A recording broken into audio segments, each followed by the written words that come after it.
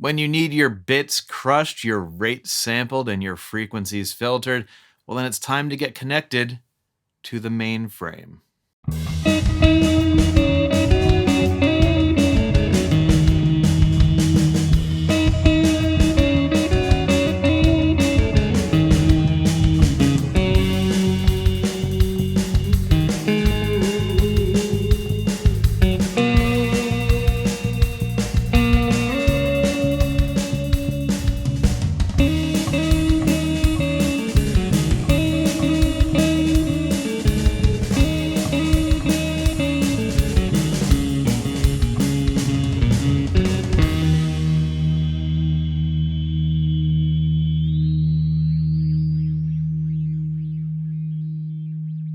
Now, being of a certain age, this pedal really reminds me of video games, specifically the pre-disc era of video games. And you might not remember this, but there was a time when game developers were limited by the size of the memory available inside cartridges like these. A lot of early games were almost entirely code. Think of it like a recipe or sheet music for the console or the computer so it would know what to do. As game cartridge sizes grew, sometimes developers would get ambitious and have a digitized image or an audio clip thrown in there. Konami did this with Double Dribble and Blades of Steel, and it was always a big deal, even if it was just like a single screen that played for half a second in the beginning. Stompbox breakdown. Compared with today, Gran Turismo is around 100 gigabytes. So in terms of capacity, that's about 400,000 of these. Storage space just isn't a concern anymore. But back in the day, getting anything other than blocks and beeps into a game meant squeezing the absolute most out of the space available on here. Now, if you are also of a similar age, you probably remember hearing about 8-bit systems, and then 16-bit systems, and then there was a Nintendo 64, and so on. That bit number refers to how much information I can store in a single memory register. If I have 1 bit, then I have 2 possible values, on or off, 1 or 0. If I have 2 bits, I have 4 possible combinations. 0, 0, 0, 1, 1, 0, and 1, 1. That's 4. 3 bits, 8 combinations. 4, 16, 5, 32, 6, 64, 7, 128, 8, 256, and so on.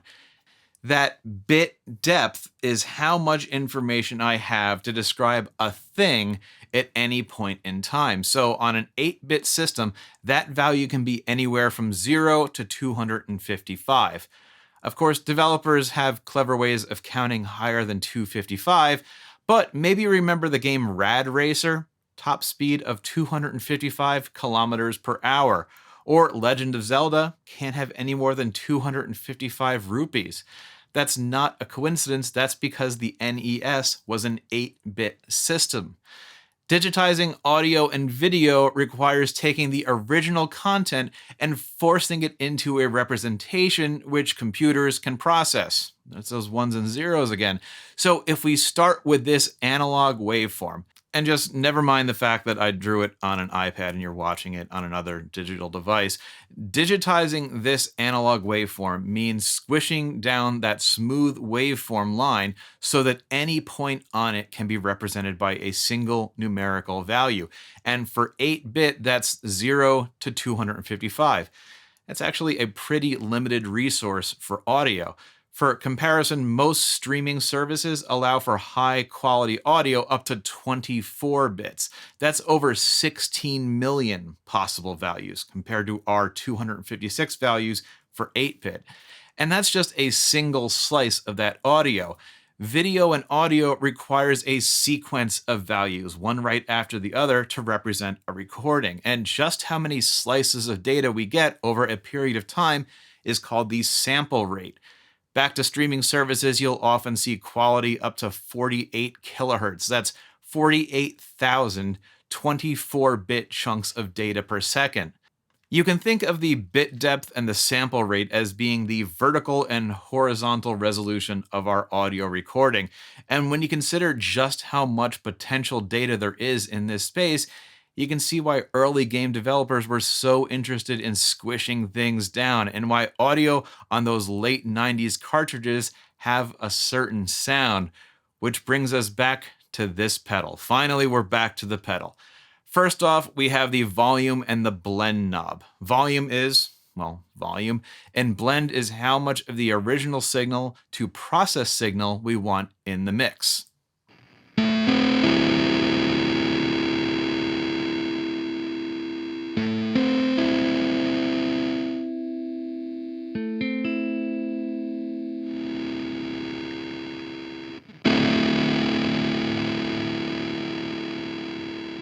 Let's start with the blend all the way up, so it's all processed signal, and then we'll twist the knobs until we get it sounding pretty clean and normal, because believe it or not, that will help us understand what the rest of these knobs do.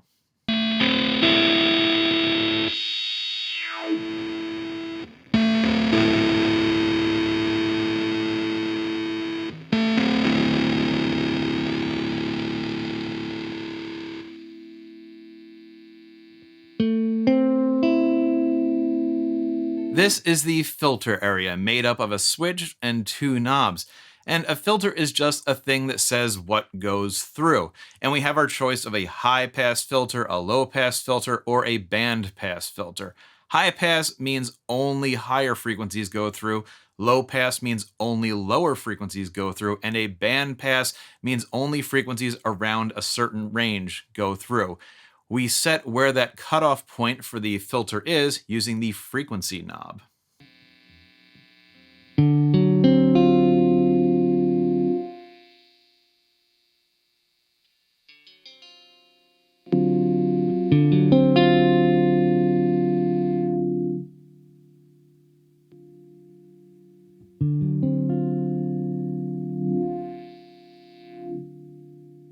The peak knob adds a little peak, a little bit of extra resonance to that filter. And you can hear a difference when you're playing, but you can really hear a difference when you set it high and then sweep the frequency back and forth.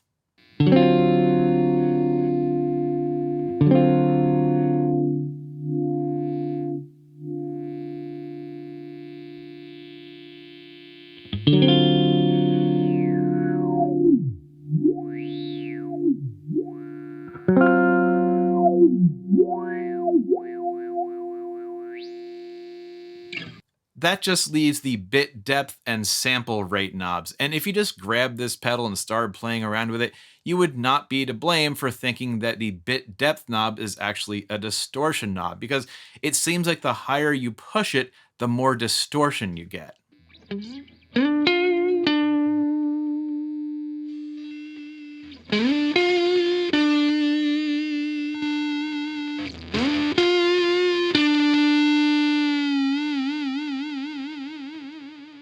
What it's doing is reducing the amount of bits used to represent the audio. And the more we crush that waveform down with fewer bits, the more we get a type of hard clipping that's just like, but not really like, the kind of distortion that we get from a distortion pedal. That's the bit crusher part of the Mainframe pedal. And it goes all the way from 24 bits, that's like your high quality streaming audio service, down to 1 bit. Listen to what happens to these palm muted strums as we crush the bit depth down.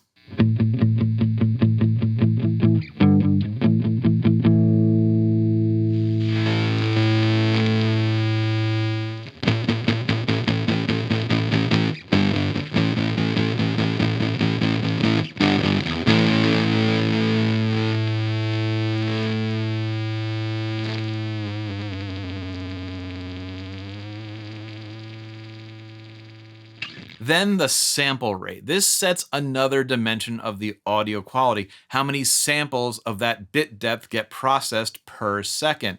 It also has the side effect of imparting its own pitch influence on the samples, as the sample rate is just another frequency operating in the mix.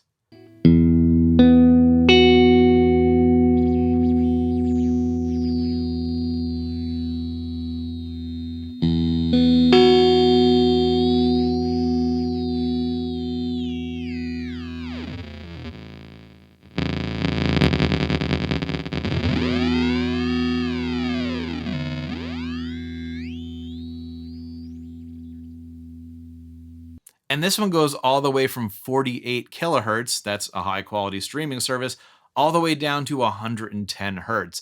And if you want to go down a fun rabbit hole, do some Googling on 110 hertz. This pedal has a few secrets, and one of them is the sample rate tuning mode. Of course, it's right there in the manual, so it's not really a secret. Kind of more like actually paying attention to an NPC who has some helpful information about where the king's treasure is buried. But if you double tap the foot switch, it goes into sample rate tuning mode. And in here, you play something, and then you set this knob to what kind of interval you want. And now the pedal will listen for the frequency of the note you're playing and do the math to set the frequency to that interval. So just now I tuned it by playing an E on the middle of the fretboard, and I set the knob to an octave plus a perfect fifth, which is a B. Listen as I play E, B, E, B up the fretboard.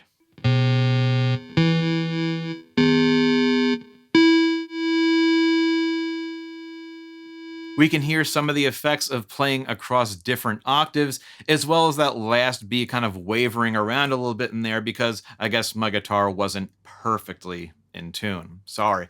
So if I play a power chord consisting of just the E and its fifth, the B, those frequencies can come together and more or less fit neatly into the sample rate that we tuned it to.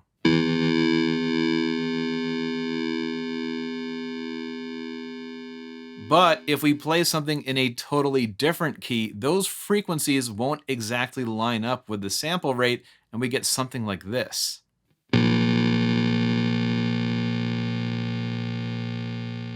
Sounds like someone gave a wrong answer on the feud. Some of the fun of this pedal is getting those glitchy, dissonant sounds, but this is a really nicely implemented feature that lets you get a little more musical with the pedal, if you want to. Two more things to cover. First, this button up here. You can use this to set up a preset, and you can also use it to set up the expression pedal. The expression pedal can control any number of parameters on here simultaneously and in any direction. And you do that by holding down this button until the light blinks, and then you set what knobs you want to change when your heel is down.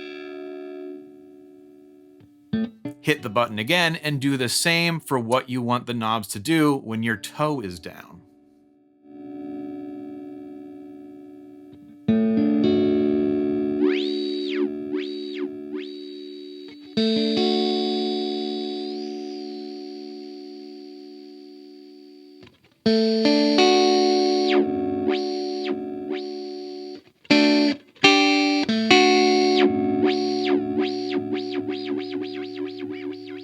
Finally, and I do mean finally, there's a secondary mode for these four knobs, which you can set by holding down the foot switch and then pressing the top button.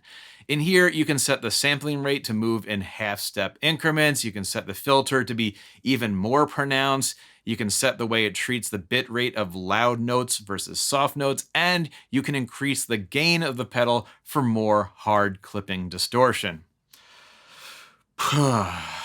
Man, that's a lot, and I'm tired of talking. Let's just make some noise.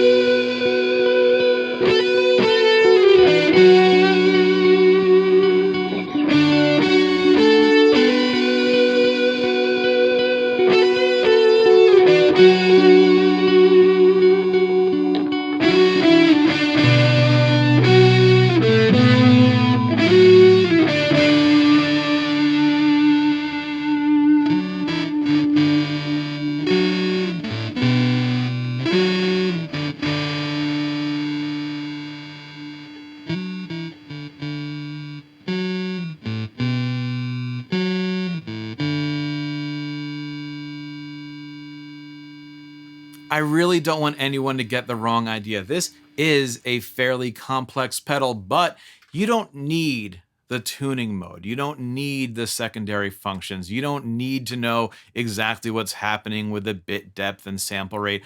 All that is just information that might be helpful later on when you've got an idea in your head and you want to make it happen on your guitar. There's nothing stopping you from just messing around with the knobs and hoping to discover something interesting.